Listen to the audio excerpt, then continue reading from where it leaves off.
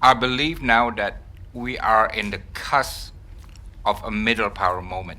And there's a whole bunch of middle powers that can step up. Their contribution, their stepping up, will be eclectic, will be a la carte.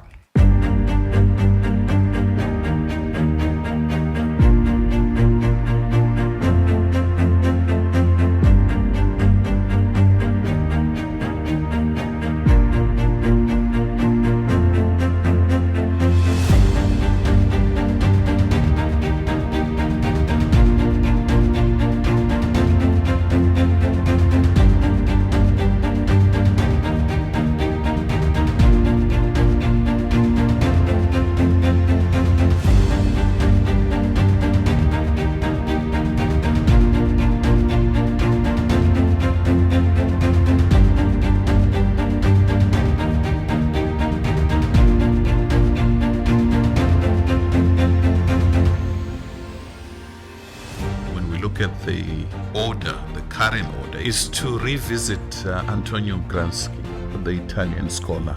The old is dying and the new is not yet born. I wouldn't ever underestimate the role and influence of regional powers in determining what's happening in the region. Middle powers are not only participating in the regional institutional arrangement, they are often principal architects of them. What we have now is more the rule of powers rather than the power of rules. And what we really need, if we're to make a headway, is the power of rules. The middle power partnership should be inclusive, should not be restrictive to countries only from global south. You need to be open and inclusive of middle powers from global north as well. That means that the kind of middle power partnership we are talking about should not be based on ideological orientation. Some kind of like-minded coalitions must be found, but it will not be fixed. It will be more flexible mechanisms of the coalitions. Some can be more region-wide, some can be more globally wide, some can be just focusing on one or two issues and other issue. We came together to fix things and make it more equal, more just, more fair. And that's all we're trying to do now.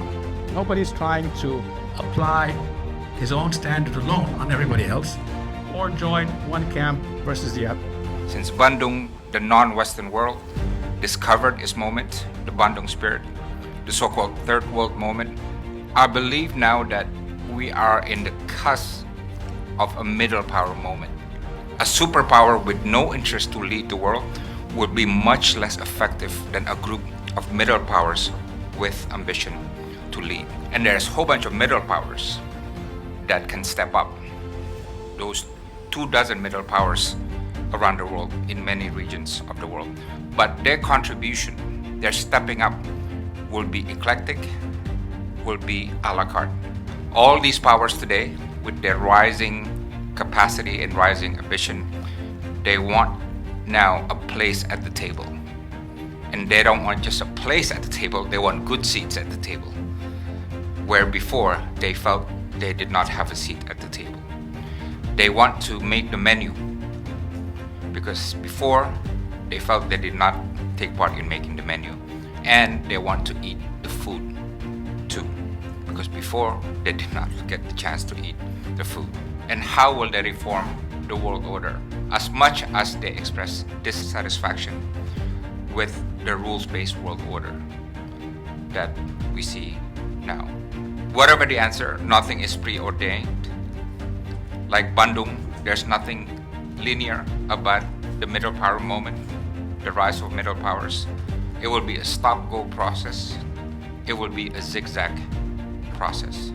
But answers to these questions that I posed earlier will define whether or not the world we live in will be unstable or stable, dysfunctioning or functioning, or whether or not we will see a worsening state of the world, which seems to be the case at the moment, or a better world.